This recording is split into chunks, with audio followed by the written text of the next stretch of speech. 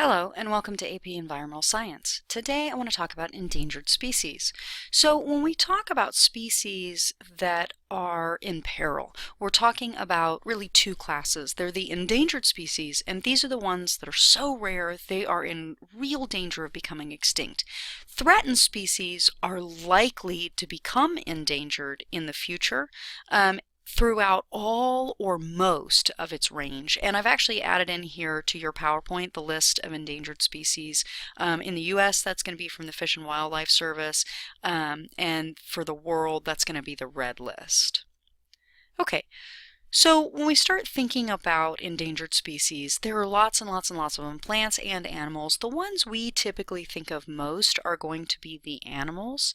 And animals are actually, especially the larger they are, the more likely it is that they're going to become endangered if they suffer from habitat loss or whatever. But also things that we like, things that we think we can use products from, they're all endangered. And every single species that you see on this page is currently endangered and pretty severely. So when you look at critically endangered species, they are all over the world. It doesn't really matter where you are, you're going to find endangered species. Now, one of the problems with this map is that not all species are on the endangered list, even though they may be endangered, because one, they're not monitored enough to know that they are in peril, or two, the governments aren't reporting them, or there are endangered species, they're just not on the list for whatever reason, like polar bears in the United States are not actually on the endangered species list, even though they probably are endangered. So what causes endangerment? Well, it goes back to hippo, and we've talked about this before. The number one cause of biodiversity loss is habitat loss. Then the threat from introduced species, right, are invasive or non-native species. Then we've got population, our population encroaching on them. We've got pollution, changing habitats so they are uninhabitable. And then of course we've got overexploitation, which is huge. That's going to be our harvesting, collecting, hunting, fishing, all of that. Okay, so when we think about causes of endangerment, right, we're got a pretty good handle on the things that are external, right? But there are other causes of endangerment, right, that are about the species themselves. What if they're hybrid? What if they have a small range, right?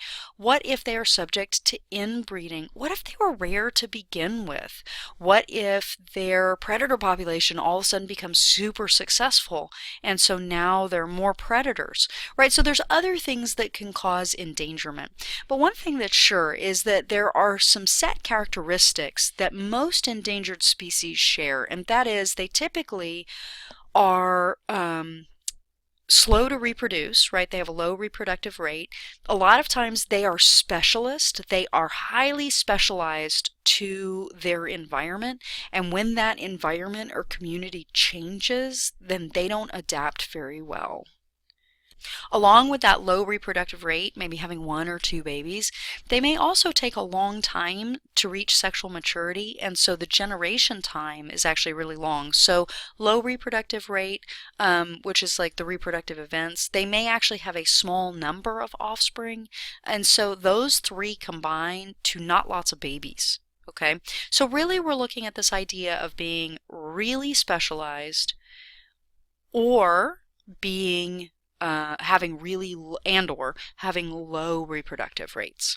So here's your first question. The Florida panther, a member of the cat family, has a population of fewer than 100 individuals and has limited genetic variation.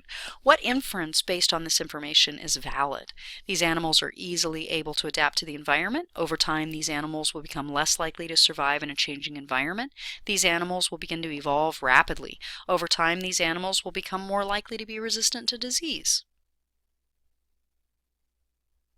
What's number two? Over time, these animals will be less likely to survive in a changing environment, partly because of their limited genetic variation, which brings us to the concept of the minimum viable population.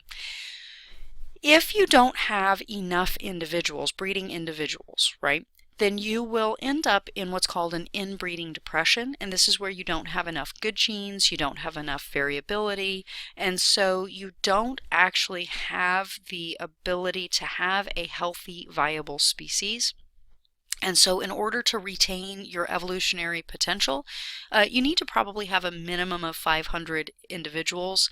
You need somewhere over 12, right, which is a really little number, to 1,000 to avoid the accumulation of deleterious mutations, your lethal, non-beneficial mutations. So ultimately, what we're getting here is three different numbers. So if you're looking at what's the minimum viable population, well, you can have a small number, but too small means that you can't recover because you don't have enough genetic variety. And that's what I want you to remember. Not necessarily the number itself, but that really small populations do not have the genetic variability to be viable and healthy. All right, so your next question is, which of the following statements best describes the biological community of the giant kelp forest when otters are removed? Sea urchins increase in number and destroy the kelp forest, resulting in few species. Abalone, lobsters, and crabs can finally recover from otter predation and increase in number. Fish and other species increase in number because there are more sea urchins to feed on. The kelp forests are destroyed because of the increased competition among the abalone, lobster, and crabs. And sea lions and seals increase in number because there's no competition for the abalones. Well, any of these things sound reasonable, and in other ecosystems you might have that kind of dynamic, but because otters are keystone species and they keep sea urchins in check, the sea urchin population will increase. That is true, but sea urchins eat kelp, and they will destroy the kelp forests. So you remember you have this idea of this sort of triple keystone, this trifecta of keystone species in these kelp forests, and you will lose the entire forest because those otters keep sea urchins in check, right? So this is one of the arguments about why we save species, because having all of the pieces in place gives you the whole puzzle picture, and that gives you a healthy ecosystem. And a healthy ecosystem can support the products we need, the ecological services that we benefit from, and healthy ecosystems can also lead to healthy agricultural systems because that's where a lot of our pollinators are coming from.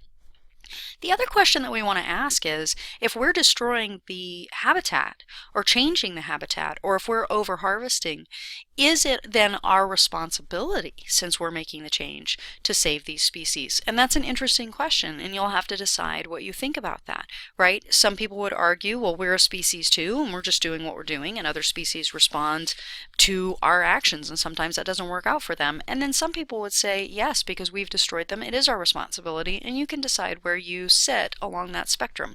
But here is your next question. What about legally identifying endangered species? Which of the following is not a valid reason to legally identify a species as threatened or endangered?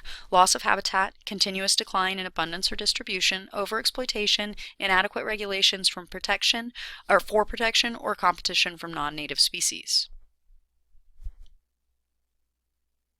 It's actually competition from non-native species, because the result of that is the continuous decline in abundance, right? And so you will see that introduced species having the effect on the population. So really, when we're talking about legally identifying endangered species, if you want to petition the Fish and Wildlife Service to have a species added or removed from the endangered species list, it has to be because one of these four reasons.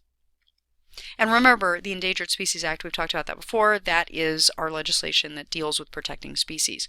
So when we are recovering endangered species, we develop recovery plans for them, and that's going to involve identifying and preserving critical habitat, captive breeding programs, reintroduction programs, and restrictions on human activities.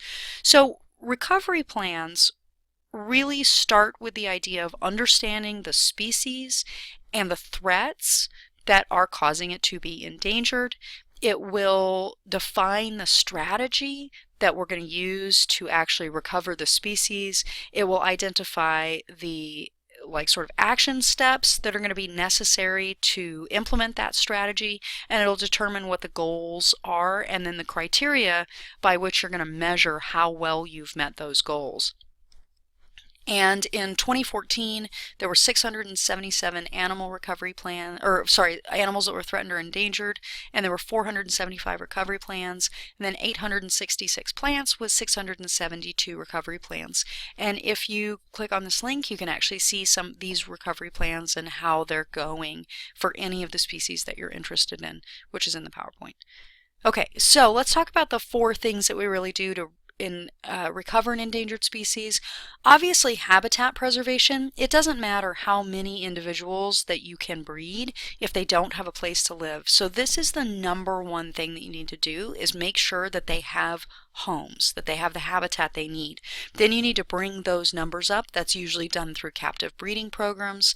Then you reintroduce those captives into that habitat, and then you have to make sure that people don't encroach on that species or that habitat in the future the way they have in the past. So which is not a potential problem for captive breeding programs? Lack of genetic diversity weakening the species, not enough experts to raise the young, some species are not successful in captivity, an ample number of genetically pure individuals to breed, or a lack of funding, facilities, and supplies.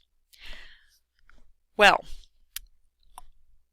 1, 2, 3, and 5 are all potential problems. So number 4 is the answer, right? We often find that in some species, especially species that have a domestic counterpart, like bison, a lot of the bison have cattle genes in them. And so recovering that species the way that it is a little bit difficult because you need purebred bison. You need bison that don't have cow in them. And that is a trick to find enough individuals to give you the genetic variety that you need to recover the species properly. But that lack of genetic diversity is a huge issue, even for recovery programs, right?